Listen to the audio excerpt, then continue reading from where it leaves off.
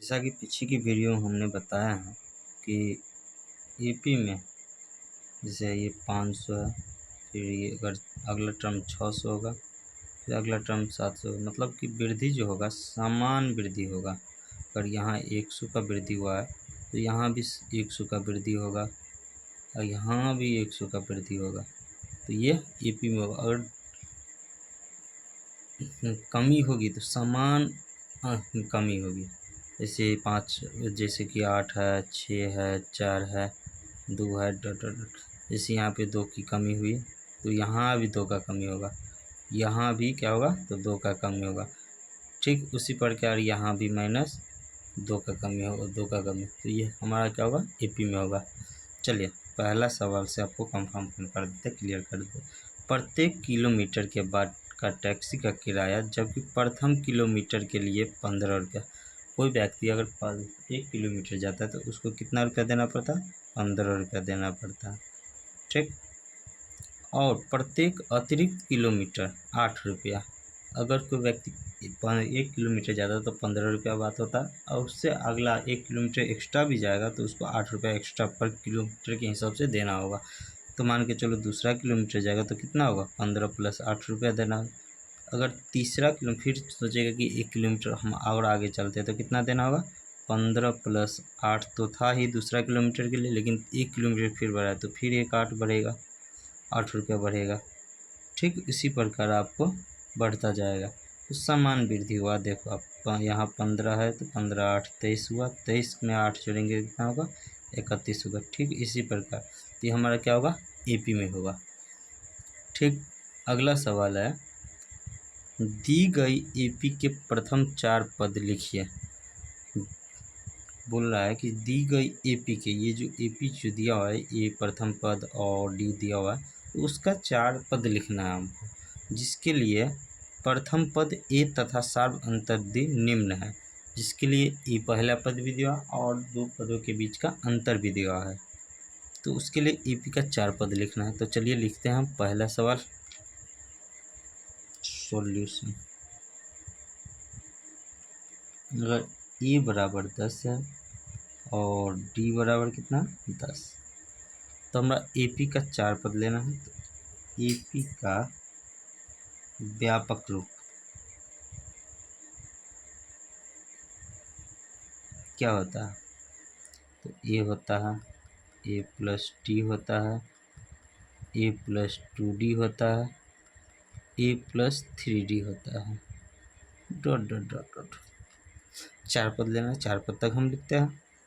आपको पता है ए 10 हुआ, दूसरा पद 10 + डी का मान भी 10 है, तीसरा पद 10 ए का मान हुआ +2 × 10 तीसरा पद हुआ। चौथा पद के लिए क्या है? ए का मान भी 10 है +3 × 10, फिर डॉट डॉट डॉट अगला पद के लिए।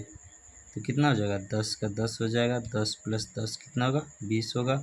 फिर 10 + 2 × 10 तो यानी कि 20 हो जाएगा, फिर 10 + 3 × 10 यानी कि 30 हो जाएगा, डॉट डॉट बराबर 10 20 30 40 डॉट डॉट। ये हमारा क्या हुआ? एपी में हो गया हमारा आंसर। ठीक। अगला सवाल है, ए बराबर -2 डी बराबर 0।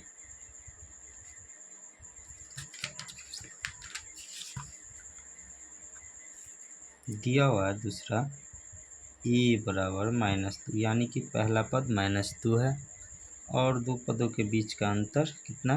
0 है। तो उसके लिए क्या होगा? तो लिखेंगे सॉल्यूशन एपी का व्यापक रूप। एपी का व्यापक रूप क्या होता है?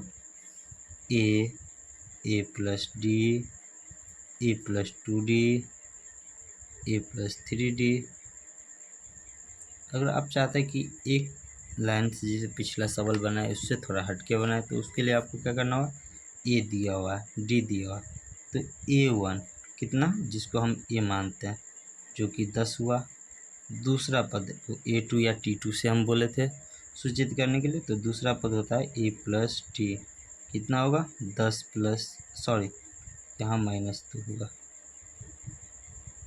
फिर यहाँ भी क्या होगा -2 प्लस 0 बराबर -2। तीसरा पद यानी कि A3 क्या होगा A प्लस 2D, जो कि -2 प्लस 2 गुने 0 यानी कि -2 और प्लस 0 यानी कि -2। ठीक उसी प्रकार A4 भी निकालेंगे तो क्या होगा A प्लस 3D बराबर -2 प्लस 2 गुने 3 गुने 0 यानी कि -2 प्लस 0 कितना होगा -2 डॉट इसी प्रकार। तो AP बराबर क्या होगा A1 A2 A3 A4 dot लिखेंगे इन AP या नहीं तो लिखेंगे AP में। ठीक तो इसको छोड़ दो, AP में है ये, शुरू में AP कर दिया। A1 कितना है -2 है, दूसरा पद भी -2 है, तीसरा पद भी -2 है, चौथा पद भी -2 है डॉट डॉट डॉट। ये हमारा क्या होगा आंसर हो जाएगा। ठीक उसी प्रकार अगला सवाल है A का मान 4 है, D का मान -3 है।